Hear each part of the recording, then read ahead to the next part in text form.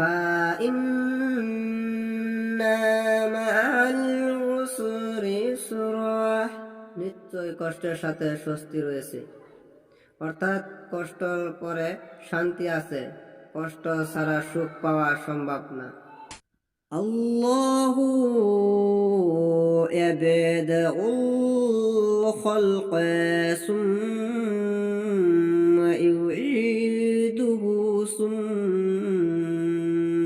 ইলাইহি তুরজাউন।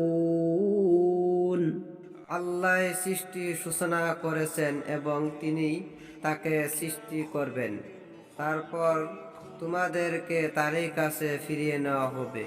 অর্থাৎ আল্লাহ প্রথমবার সৃষ্টি করেছেন, মৃত্যুর পর তোমাদেরকে আবার তিনি সৃষ্টি করবেন। ফাসুবহানাল্লাহি হিনা তুমসুনা ওয়া হিনা তুসবিহুন।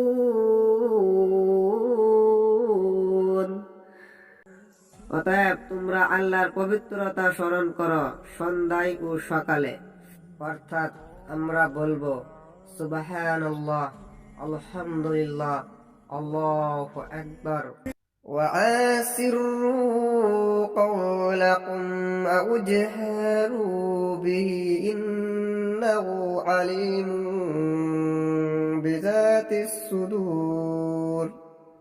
তোমরা তোমাদের কথা গোপনে বলো বা প্রকাশ্যে বলো, সবে তার জানা, কেননা তিনি তো অন্তর্যামী।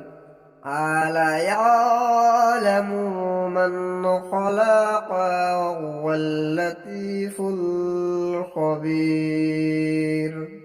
তিনি সৃষ্টি করেছেন, তিনি জানবেন না, অথচ তিনি সূক্ষ্মদর্শী সমজ্ঞজ্ঞাত। অর্থাৎ আপনি যাই করেন না কেন, যখন করেন না কেন, আল্লাহ রাব্বুল আলামিন সবই জানেন, কেননা তিনি তো আমাদেরকে সৃষ্টি করেছেন। আর যে সৃষ্টি করে সে কি করে জানবেন না? ফীহিন্না খায়রাতুন হিসান, তাতে থাকবে সচ্চরিত্রা সুন্দরী নারী, অর্থাৎ জান্নাতে। হাল জাযাউল ইহসান ইল্লাল ইহসান, উত্তম কাজের প্রতিদান উত্তম ছাড়া আর কি হতে পারে। অর্থাৎ উত্তম কাজের জন্য আল্লাহর কাছে জান্নাত রয়েছে, যে উত্তম কাজ করবে তার জন্য জান্নাত বরাদ্দ। ফাবিআইয়ি আলাই রাব্বিকুমা তুকাযযিবান।